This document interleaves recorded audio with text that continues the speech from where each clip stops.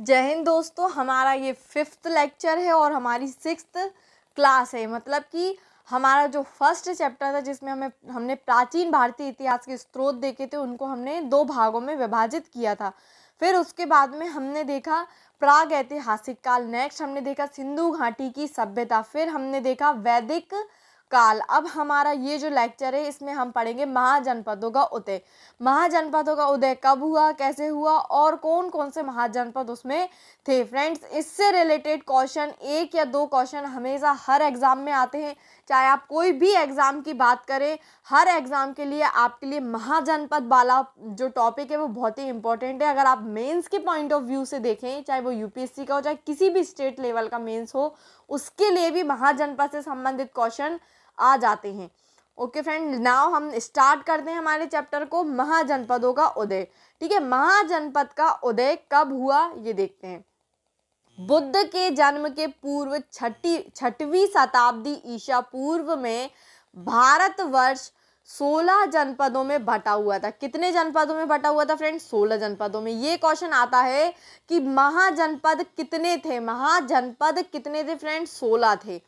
इसकी जानकारी हमें बौद्ध ग्रंथ अंगुत्तर निकाय से मिलती है। किससे मिलती है फ्रेंड? हमें याद रखना आप ये कि महाजनपदों की जानकारी किससे मिलती है, तो बौद्ध ग्रंथ अंगुत्तर निकाय से मिलती है। या फिर अगर ये क्वेश्चन आया कि बौद्ध ग्रंथ अंगुत्तर निकाय से हमें निम्न में से किस क्षेत्र के बारे में जानकारी मिलती है, तो अगर उसमें महाजनपद लिखा है तो फ्रेंड वही हमारा उत्तर होगा। यानी कि बौद्ध ग्रंथ अंगुत्तर निकाय से हमें महाजनपदों की जानकारी मिलती है। ठीक है, नेक्स्ट है महाजनपद। एक क्रम में लिखे हुए हैं, एक क्रम में उनकी राजधानी लिखी है और एक क्रम में क्षेत्र या आधुनिक स्थान क्या है ये लिखा हुआ है। सबसे पहले महाजनपद आता है हमारा अंग, जो कि जिसकी राजधानी क्या थी फ्रेंड? चंपा। इसका क्षेत्र भागलपुर, मुंगेर, बिहार। ठीक है, नेक्स्ट आता है हमारा मगध, जिसकी गिरिब्रज फिर बाद में राजगृह उसकी राजधानी हुई। पटना या गया बिहार इसका क्षेत्र था। काशी की राजधानी है फ्रेंड वाराणसी। काशी की क्या राजधानी है? वाराणसी। वाराणसी के आसपास जो क्षेत्र था वो काशी कहलाता है और ये उत्तर प्रदेश में स्थित है। नेक्स्ट हमारा आता है वत्स या कौशाम्बी। फ्रेंड, वत्स और कौशाम्बी का बहुत इंपॉर्टेंट रोल प्ले होता है हमारे इतिहास में, हमारे महाजनपदों के काल में, है ना। और इनने बहुत सारे राजा ऐसे दिए हैं जिन्होंने हमारे इतिहास को स्वर्णिम शब्दों में बदला है। इलाहाबाद के आसपास का क्षेत्र है जो कि उत्तर प्रदेश में स्थित है। नेक्स्ट आता है वज्जी, जिसकी पहले राजधानी वैशाली या विदेह थी, फिर बाद में इसकी राजधानी मिथिला हो गई। वैशाली मुजफ्फरपुर एवं दरभंगा के आसपास का क्षेत्र है। ठीक है, वैशाली जो है वो मुजफ्फरपुर एवं दरभंगा के आसपास का क्षेत्र हमारा वैशाली कहलाता है। और वैशाली किसकी राजधानी है फ्रेंड? वज्जी की राजधानी है। नेक्स्ट आता है हमारा कौशल। जो कौशल है उसकी राजधानी क्या है फ्रेंड? श्रावस्ती। कहाँ पर है ये? फैजाबाद, गोंडा, बहराइच उत्तर प्रदेश में स्थित है। नेक्स्ट आता है हमारा अवंती। अवंती फ्रेंड उज्जैन, महिष्मती इसकी राजधानी है और ये मालवा के मध्य प्रदेश में स्थित है। ठीक है, मालवा के मध्य प्रदेश में स्थित है ना। नेक्स्ट हमारा आता है फ्रेंड मल्ल। मल्ल आता है, मल्ल की राजधानी है कुशावती। मल्ल की राजधानी क्या है फ्रेंड? कुशावती, जो देवरिया, बस्ती, गोरखपुर उत्तर प्रदेश में स्थित है। ज़्यादातर आपको उत्तर प्रदेश में मिलेंगे। पंचाल। पंचाल जो है वो अहिच्छत्र या काम्पिल्य इसकी राजधानी थी। बरेली, बदायूं, फर्रुखाबाद उत्तर प्रदेश में स्थित है। नेक्स्ट हमारा आता है चेदी। क्या आता है फ्रेंड? चेदी। चेदी की शक्तिमती राजधानी थी। बुंदेलखंड उत्तर प्रदेश इसका आधुनिक स्थान था। नेक्स्ट आता है हमारा कुरु। कुरु की राजधानी थी इंद्रप्रस्थ। क्या राजधानी थी फ्रेंड? इंद्रप्रस्थ।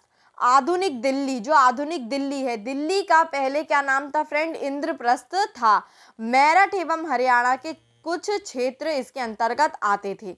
मत्स्य। मत्स्य की राजधानी थी विराटनगर। क्या राजधानी थी फ्रेंड? विराटनगर। जयपुर, अलवर, भरतपुर राजस्थान के आसपास के क्षेत्र जो थे उस क्षेत्र के आसपास विराटनगर क्या था? विकसित था। कंबोज की राजधानी थी हाटक। क्या राजधानी थी फ्रेंड? कंबोज की राजधानी क्या थी? हाटक, जिसका क्षेत्र राजौरी एवं हजारा क्षेत्र था। नेक्स्ट आता है हमारा सूरसेन। सूरसेन की राजधानी थी मथुरा, और इनका जो क्षेत्र था वो मथुरा उत्तर प्रदेश में था। नेक्स्ट हमारा आता है अस्मक। अस्मक हमारा पोटली या पोतन इसकी राजधानी थी, और गोदावरी नदी क्षेत्र में, यानी जो दक्षिण भारत का एकमात्र जनपद था, दक्षिण भारत का एकमात्र जनपद जो था वो क्या था? अस्मक था, और इसकी राजधानी पोटली यानी पोतन थी, और ये गोदावरी नदी के क्षेत्र में विकसित था। गांधार की राजधानी तक्षशिला थी, जो कि रावलपिंडी एवं पेशावर पाकिस्तान में स्थित था।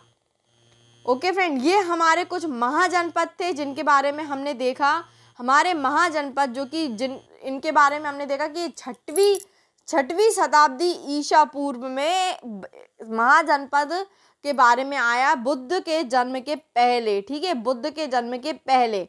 और भारतवर्ष में जो 16 महाजनपदों में बटा था, ये किस समय बटा था? जब छठवीं शताब्दी ईसा पूर्व चल रही थी।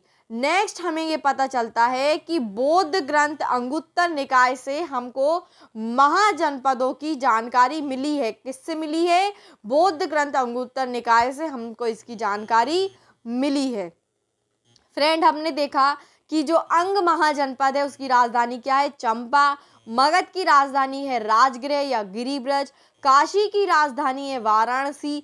वत्स की राजधानी है कौशाम्बी। वज्जी की राजधानी है वैशाली विंध्य या मिथिला। कौशल की राजधानी है श्रावस्ती। अवंती की राजधानी है उज्जैन या महिष्मती। फ्रेंड, उज्जैन को पहले महिष्मती बोला जाता था। ठीक है। मल्ल की राजधानी है कुशावती, और पंचाल की राजधानी है अहिचित्र या कापिल्य, इसकी राजधानी है। ठीक है। नेक्स्ट हमारा आता है चेदी। चेदी की राजधानी है फ्रेंड शक्तिमती। कुरु की राजधानी है इंद्रप्रस्थ, जिसको अभी दिल्ली के नाम से जाना जाता है। मत्स्य की राजधानी है विराटनगर। कंबोज की राजधानी है हाटक। सूरसेन की राजधानी है मथुरा। अस्मक की राजधानी है पोटली या पोतन। गांधार की राजधानी है तक्षशिला। फ्रेंड, गांधार की क्या राजधानी है? तक्षशिला। ठीक है। आपने देखा कि हमने यहाँ 16 महाजनपदों के बारे में पढ़ा। फ्रेंड, महाजनपद वो होते हैं जो कुछ जनपदों को मिलाकर बनाए जाते हैं, उनको महाजनपद बोला जाता है। ठीक है फ्रेंड, हमारी ये जो फिफ्थ हमारा जो क्लास था, 5th चैप्टर था, आप इनके आगे के लेक्चर भी ज़रूर देखना, क्योंकि सारे ही लेक्चर हर एग्ज़ाम के लिए इंपॉर्टेंट होते हैं। जो भी एग्ज़ाम 12th बेस्ड होता है या फिर MCQ वाले जो क्वेश्चन होते हैं, मल्टीपल चॉइस क्वेश्चन वाले जो एग्ज़ाम होते हैं, चाहे वो SI हो, ग्रेजुएशन बेस्ड हो या 12th बेस्ड कोई भी हो एग्ज़ाम, तो उसमें लूसेंट बहुत महत्वपूर्ण अपना योगदान देती है। लूसेंट से समझ लीजिए आपकी 60% पेपर बनाता है एग्ज़ाम बोर्ड जो है वो 60% अपना एग्ज़ाम किस पे निर्धारित करता है? अपने लूसेंट पे करता है। नेक्स्ट आता है हमारा स्पीडी। फ्रेंड, स्पीडी में आप एक टॉपिक में कई फैक्ट्स देख सकते हैं, जो कि आपके हर एग्ज़ाम के लिए बहुत ही इंपॉर्टेंट है। हमने स्पीडी में रेलवे से संबंधित बहुत सारे फैक्ट्स देखे कि हमारे भारत का सबसे बड़ा जनसंघ कौन सा है, हमारे भारत की सबसे बड़ी पुल कौन सा है। हमने जनसंख्या के बारे में देखा है, भारत की जनसंख्या कहाँ सबसे ज़्यादा साक्षरता है, कहाँ सबसे कम साक्षरता है। हमने ये भी देखा कि भारत किन किन चीज़ों में आगे है, वहाँ वो किस चीज़ों में अपने विश्व से भिन्न है। हमने ये सब चीज़ें देखी। फ्रेंड, आप हमारे स्पीडी वाला जो सेशन है उसको भी फॉलो करना। फेमस पर्सनैलिटी के भी हमारे कुछ लेक्चर हुए हैं, आप उनको देखना, वो आपके हर एग्ज़ाम के लिए यूज़फुल होंगे। और हमारा 3000 MCQ वाला जो सेशन चल रहा है, जिसमें प्रैक्टिस जो मैं आपको लूसेंट में पढ़ाऊँगी, जो मैं आपको स्पीडी में पढ़ाऊँगी, उन्हीं के मैं प्रैक्टिस सेट बना रही हूँ।